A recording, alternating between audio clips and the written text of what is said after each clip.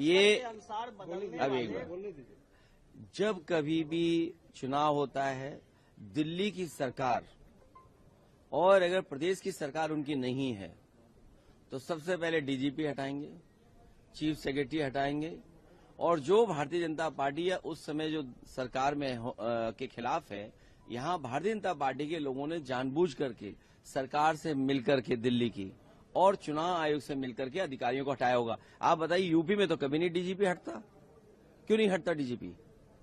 जब जब चुनाव हुआ है यूपी में, चुनाव आयोग को कितनी शिकायतें की गई, कभी चुनाव आयोग ने हटाया? क्या उनके अधिकारियों को हटाया जिनके अधिकारियों के परिवार के चुनाव लड़ रहे थे लोग, और उसी रेंज में सब अधिकारी थे।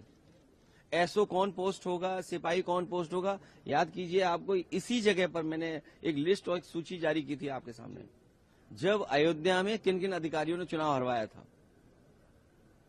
तो चुनाव आयोग भारतीय जनता पार्टी के इशारे पर काम कर रहा है, ये बात खुली हुई है, सब जानते हैं, आपके कैमरे जानते हैं, आप जानते हो, पूरा देश जानता है कि चुनाव आयोग बीजेपी के इशारे पे काम कर रहा है। मैंने फॉर्म 7 पकड़ा, हमारी पार्टी के कार्यकर्ताओं ने एक दशरथ को पकड़ा जिसने न जाने कितने फॉर्म 7 से कटवाने के लिए वोट दिए थे। हमारे नगर अध्यक्ष से हमारा ही वोट कटवा दिया। चुनाव आयोग ने क्या किया? किसी अधिकारी को हटाया उन्होंने? किसी अधिकारी के खिलाफ कार्रवाई की उन्होंने? ये जो दिखा रहे हैं कि हम दुनिया में जाने कहां पहुंच गए हैं, जो लोग गैस सिलेंडर नहीं दे पा रहे, बताइए दुनिया में कहां पहुंचोगे आप? लोगों के पेट भरने के लिए गैस सिलेंडर नहीं, खाना नहीं बन पा रहा, और डाइवर्ट करने के लिए समाजवादी पार्टी, जिस कार्यकर्ता की आप बात कर रहे हैं लखनऊ में, एक हापुड़ वाला तो बीजेपी का कार्यकर्ता है, आप पता करवा लीजिए।